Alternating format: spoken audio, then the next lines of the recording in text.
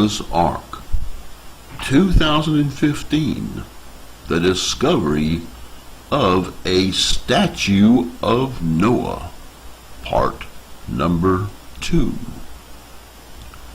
Copyright Ronald Stewart, 2003 to 2018, all rights reserved and strictly enforced.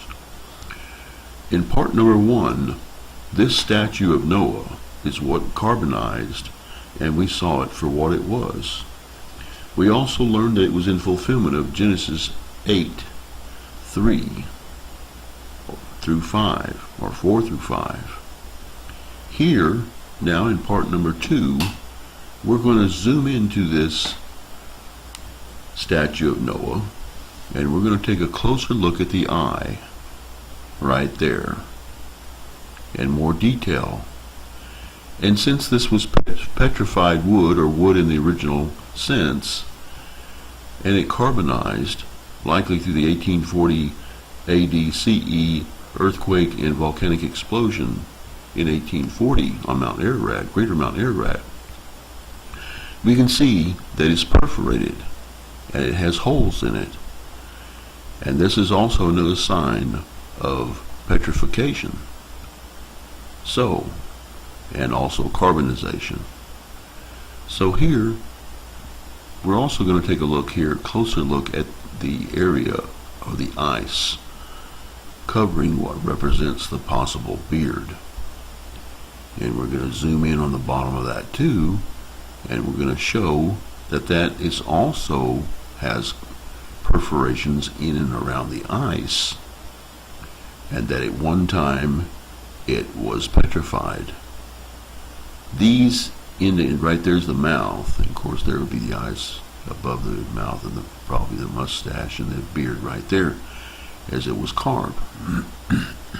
But at one time, this was wood, may have petrified by the evidence that we see for the perforations and the holes in it, but then it carbonized in the 1840 volcanic explosion from searing heat, and basically turned the statue into a piece of carved charcoal, is what it did, or silicons in the sense that we are speaking.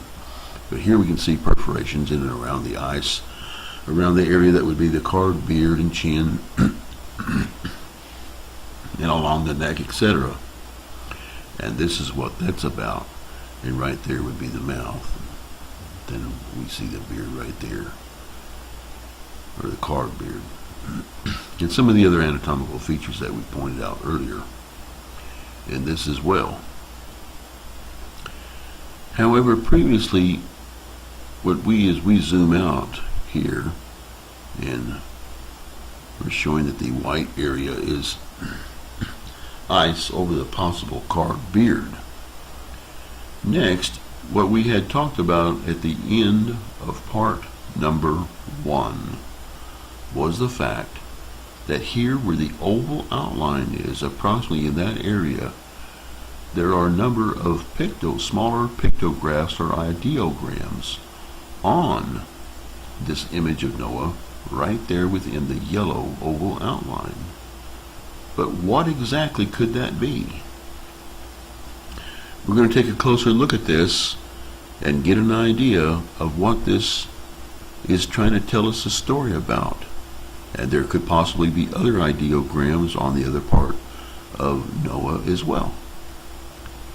However, here, right there where the small little pointer is pointing to, and it's outlining the area, right here we've used bulky to outline it.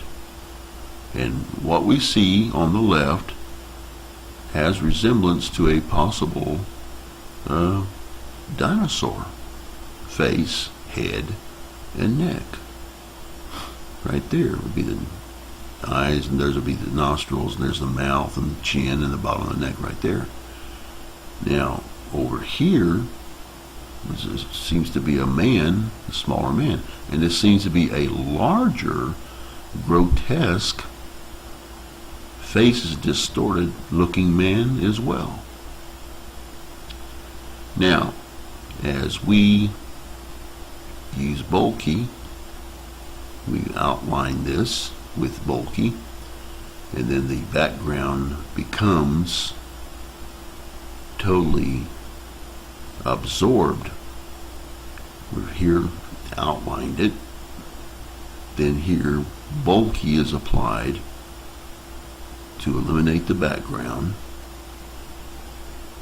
and what that will show, it brings these images out, or these pictograms or pictographs, picture writing, and shows what they look like. So what we have here on the left is a possible dinosaur. In between the dinosaur and the larger man, another smaller man, and then we see the larger man here in the forefront, and also what we see on the right bottom corner as well. So what we have here in black and white in a pictograph, we see an animal that resembles a dinosaur like carving right there. We can show it in black and white and then in color. Right there where the pointer's pointing to. We show here in just a few seconds. Dinosaur-like animal right there where the pointer's pointing to. Now, its height compared to the man would make it about 20 feet high. And compared to the normal sized man that the pointer's pointing to right there would show the difference in size between the dinosaur-like animal, possible one, and the man. However, when compared to the possible alleged Nephilim, which we can see the facial features and the head and the build is similar to what we see in gigantism today, the large height compared to not only the man but the dinosaur as well is very, very large. And picture writing conveys that this was a possible alleged giant. You see the top of the head, and then now we see the anatomical parts, the ears where the pointers are pointing to. Then we see the long, narrow, vertical face, just like we see in gigantism, and the build of the eyes and the large brows, the bone structure above the eyes. And also,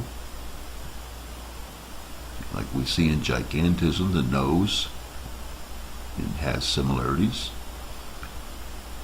where the pointer was pointing to, and also the large mouth and large jaws as well, and large teeth